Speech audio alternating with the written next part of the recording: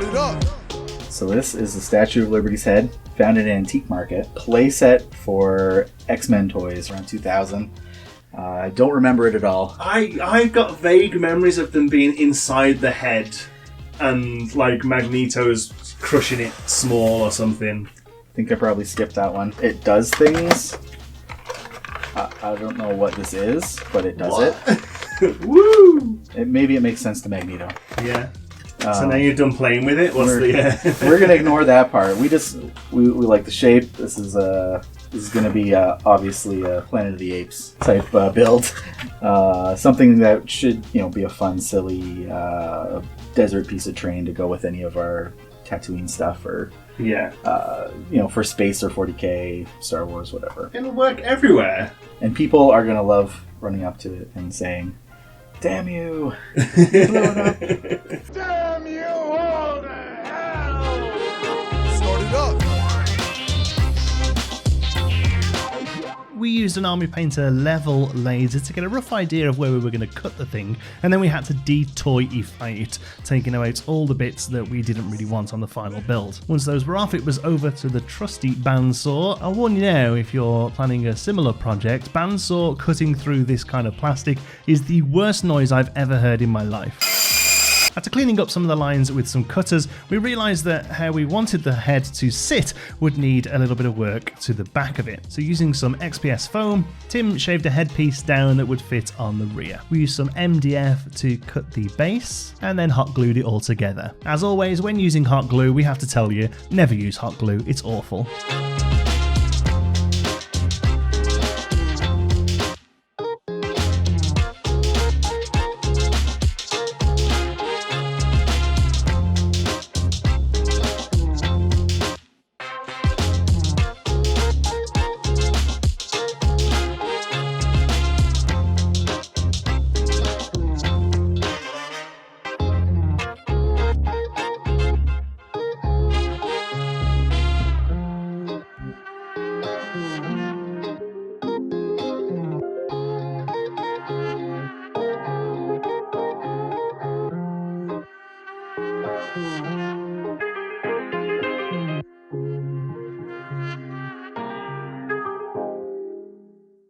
Alright, so today we continue the Statue of Liberty build. We put some featherweight spackle on it. Got a new one here, lightweight spackle. It's all the same stuff. You want it to be like really light feeling. You want the tub to feel light? Yeah, feel it.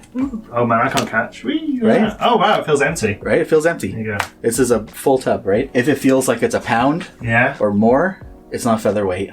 And then your piece is going to weigh 10 pounds. Right. And it's going to break. But this is like light, right? Okay. That's why this stuff is hardy and holds up, because it's kind of foamy. I don't know how to describe it. It's got a bit of give to it. It's got a tiny bit of give, but it's still really hardy, and it doesn't dent, but it's light.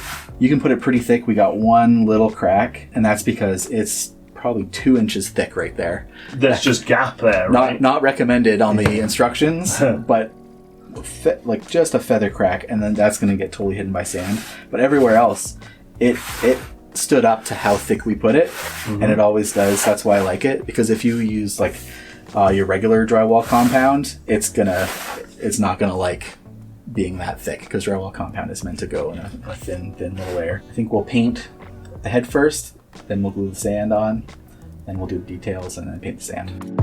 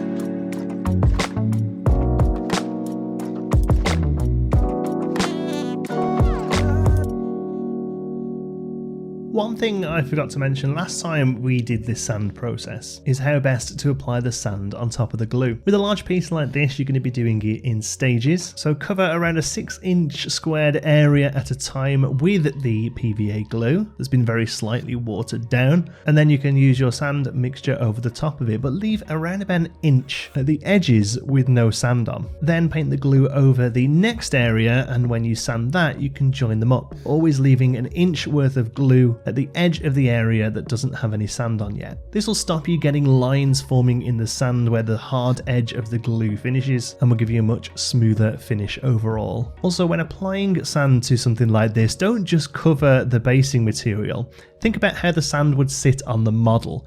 Here, for instance, there's some creases on the Statue of Liberty's shoulders where the wind would quite easily blow the sand up, so make sure you get some on places like that as well. Once it's completely covered, give it an hour or two to dry, and then dust off and tap off the excess sand using a large soft brush.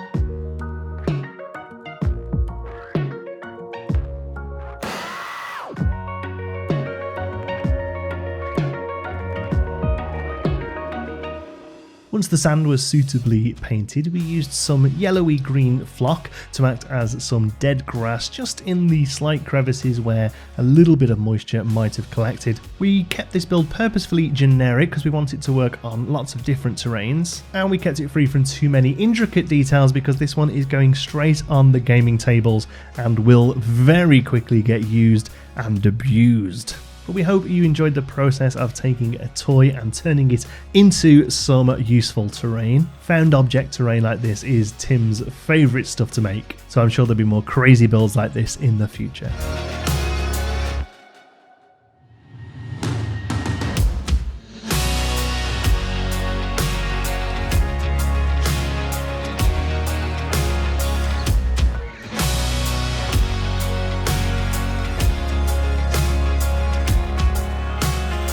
Thanks for watching. If you enjoyed it, make sure you hit the like button, and for lots more stuff here from the Game Chamber, don't forget to subscribe.